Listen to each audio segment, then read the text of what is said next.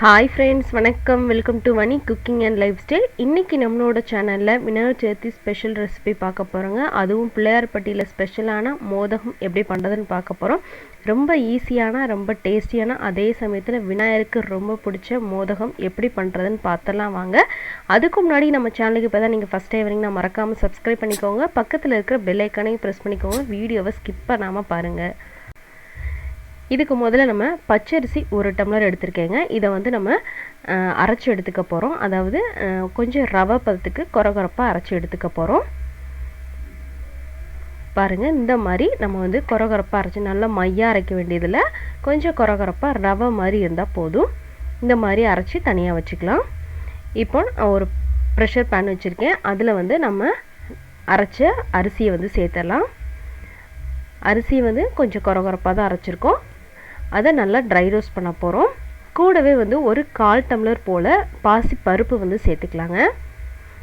நீங்கள் வந்து இந்த பாசி பருப்பையும் வந்து இந்த அரிசியோடு அரைக்கணும் அப்படின்னா கூட நீங்கள் வந்து அரைச்சி எடுத்துக்கலாம். நான் வந்து முழுசாக தான் சேர்த்துருக்கேன். அது வந்து பார்க்குறதுக்கு கொஞ்சம் டெக்ஸ்சர் வந்து நல்லாயிருக்கும். அதனால் நான் முழுசாகவே சேர்த்துருக்கேன். நீங்கள் கிரைண்ட் பண்ணணும் அப்படின்னாலும் கிரைண்ட் பண்ணிக்கலாம், இல்லை அப்படியே சேர்த்துக்கனாலும் சேர்த்துக்கலாம். இதை இப்போ சிம்மில் வச்சுட்டு ஒரு 4 நிமிஷத்துக்கு நல்லா ட்ரை ரோஸ்ட் பண்ணணும். அதோட ஸ்மெல்லெல்லாம் நல்லாவே வரும் உங்களுக்கு. அந்தளவுக்கு நல்லா ரோஸ்ட் பண்ணதுக்கப்புறமா இதில் தண்ணி சேர்த்து நம்ம வேக விட போகிறோம். அதுக்காக தண்ணி வந்து ஒரு 3 மடங்கு சேர்த்துக்கலாம். நம்ம வந்து ஒரு டம்ளர் அரிசி எடுத்தோம் இல்லையா, அதுக்கு 3 டம்ளர் தண்ணி சேர்த்துக்கலாம். சேர்த்துட்டு லைட்டாக நெய் சேர்த்துக்கலாம், நல்லா ஒட்டாமல் வர்றதுக்காக. கூடவே வந்து ஒரு பிஞ்ச் போல் நம்ம சால்ட் வந்து சேர்த்துக்கலாம். அந்த சால்ட் வந்து நம்மளோட மோதகத்துக்கு எக்ஸ்ட்ரா ஃப்ளேவர் கொடுக்கும். பிரசாதத்துக்கு வந்து உப்பு சேர்த்து நம்ம பண்ண மாட்டோம். நீங்கள் இதை அவாய்ட் பண்ணணும் அப்படின்னாலும் அவாய்ட் பண்ணிக்கோங்க. லைட்டாக ஒரு பிஞ்ச் போல் சேர்த்துருக்கேன். சேர்த்துட்டு நல்லா ஒரு மிக்ஸ் கொடுத்துட்டு மூடி வச்சு நம்ம வந்து ஒரு 3 விசில் வந்து இதை விட்டு எடுத்துடலாங்க.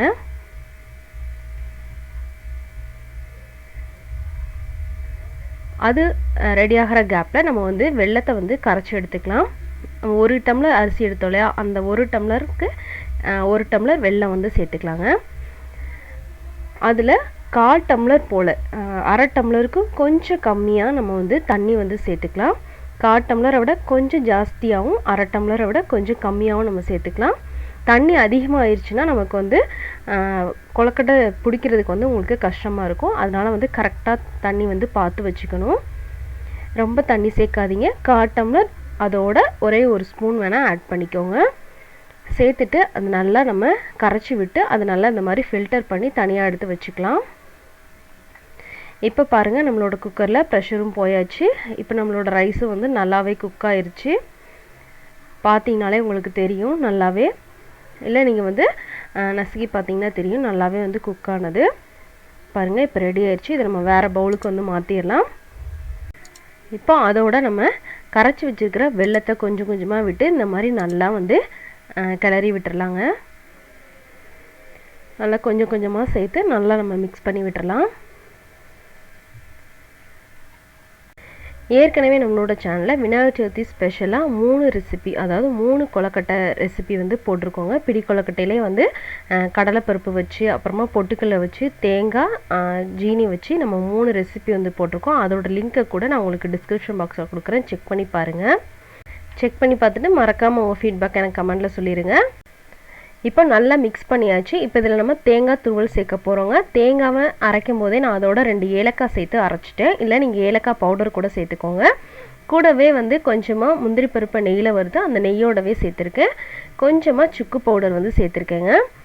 இது எல்லாத்தையும் சேர்த்து நல்லா வந்து நம்ம மிக்ஸ் பண்ண போகிறோம். இந்த மாதிரி நெய் வந்து நம்ம இந்த டயத்தில் சேர்க்கும்போது நல்லா நமக்கு ஒட்டாமல் வரும். 1, 2வது நல்ல ஒரு டேஸ்ட் வந்து உங்களுக்கு கிடைக்கும். நல்லா இந்த மாதிரி நல்லா மிக்ஸ் பண்ணிடுங்க. ஃப்ரெண்ட்ஸ், நம்மளோட இன்னொரு சேனலான வனிக்கோலம், அதோட லிங்க்கை வந்து நான் டிஸ்கிரிப்ஷன் பாக்ஸில் கொடுக்குறேன், செக் பண்ணி பாருங்கள். பிடிச்சிருந்தேன்னா சப்ஸ்கிரைப் பண்ணிக்கோங்க. அதே மாதிரியே தமிழ் கதை உலகம், அதோட லிங்க்கையும் நான் டிஸ்கிரிப்ஷன் பாக்ஸில் கொடுக்குறேன், செக் பண்ணி பாருங்கள். பிடிச்சிருந்தேன்னா சப்ஸ்கிரைப் பண்ணிக்கோங்க. பாருங்கள், இப்போ நல்லா மிக்ஸ் பண்ணியாச்சு. இதை அப்படியே வந்து ஆற விட்டுறலாம். கொஞ்சம் நம்ம வந்து மோதகம் பிடிக்கிறதுக்கு சூடு பொறுக்கணும் இல்லையா, அதனால் ஆறட்டும். நல்லா ஆறுனதுக்கப்புறமா நம்ம வந்து இப்போது மோதகமாக ரெடி பண்ணிடலாம். மோதகம் பண்ணுறதுக்கு உங்களுக்கு நீங்கள் என்ன சைஸில் வேணுமோ அந்த சைஸில் வந்து ஒரு பாலாக உருட்டிக்கோங்க. பாலாக உருட்டிட்டு அதை இந்த மாதிரி மேலே வந்து நம்ம நீட்டி விட்டாலே நமக்கு மோதகம் ஷேப் கிடச்சிரும். அப்படி இல்லைன்னா நீங்கள் பால் ஷேப் கூட பண்ணிக்கலாம், ஒன்றும் பிரச்சனை இல்லை. இதை அப்படியே வந்து நம்ம இட்லி தட்டில் வச்சிடலாம். இதை வந்து உங்களுக்கு நீங்கள் கையில் எடுக்கும்போது மாவு ஒட்டுது அப்படின்னா நீங்கள் வந்து கையை வந்து தண்ணியில் வந்து நனைச்சிக்கோங்க. நனைச்சிட்டு நீங்கள் இந்த மாதிரி ஷேப் பண்ணும்போது கையில் வந்து நல்லா ஒட்டாமல் வரும். இல்லை அப்படின்னா நெய்யோ எண்ணெயோ கூட நீங்கள் வந்து தடவிக்கலாம். நான் வந்து ஏற்கனவே நெய் சேர்த்ததுனால நான் வந்து வெறும் தண்ணி மட்டும் தொட்டுக்கிட்டேன். நல்லா ஒட்டாமலே வந்துச்சு பாருங்கள். இந்த மாதிரி ஈஸியாக வந்து நம்ம ஷேப் பண்ணலாம். இதுக்கு அச்சு எதுவுமே தேவையில்லை, நம்ம கையில் ஈஸியாகவே பண்ணிடலாம். ரொம்ப ஈஸியாக இருக்கக்கூடிய இந்த மோதகம் ரெசிப்பியை கண்டிப்பாக இந்த விநாயகர் சதுர்த்திக்கு நீங்களும் ட்ரை பண்ணி பாருங்கள்.